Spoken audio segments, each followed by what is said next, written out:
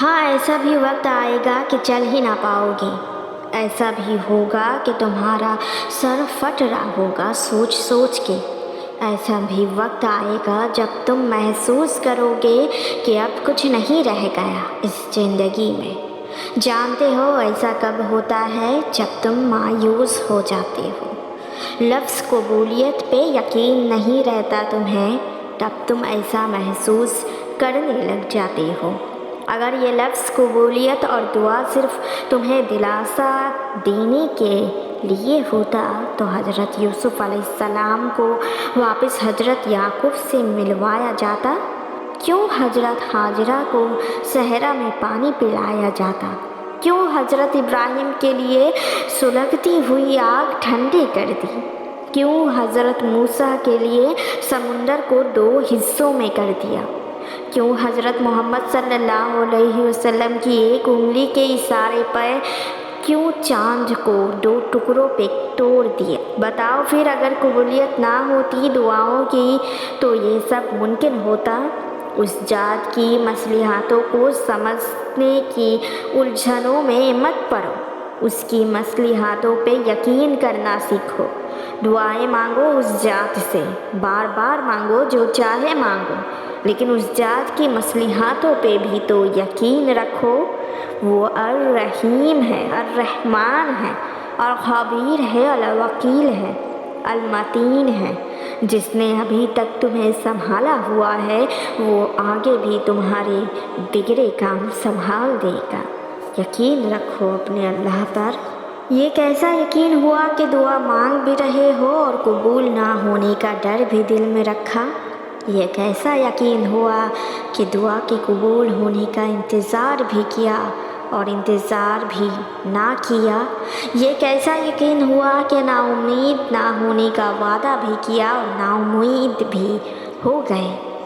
اگر تم اللہ پہ یقین رکھتے ہو تو وقت کی رفتار پہ اتنا حیران کیوں ہو؟ سورہ بقرہ میں رب فرماتے ہیں، اور جو لوگ صاحب سی یقین ہیں ان کے سمجھنے کے لیے نشانیاں بیان کر دی ہیں۔ بھاگنا چھوڑ دو اور صبر کرو، دعا مانگو اور بند دروازے کھلنے کا انتظار کرو۔ اللہ ناممکن چیز میں ہی نظر آتا ہے، بند دروازوں کا کھل جانا، لا حاصل کا حاصل ہو جانا، حالات کا بدل جانا تمہیں کیا لگتا ہے یہ بنا وجہ ہو جاتا ہے؟ خود سے ہی ہو جاتا ہے۔ سورہ نساء میں رب فرماتا ہے، اور اللہ کافی ہے کام بنانے کو۔ سورہ نساء۔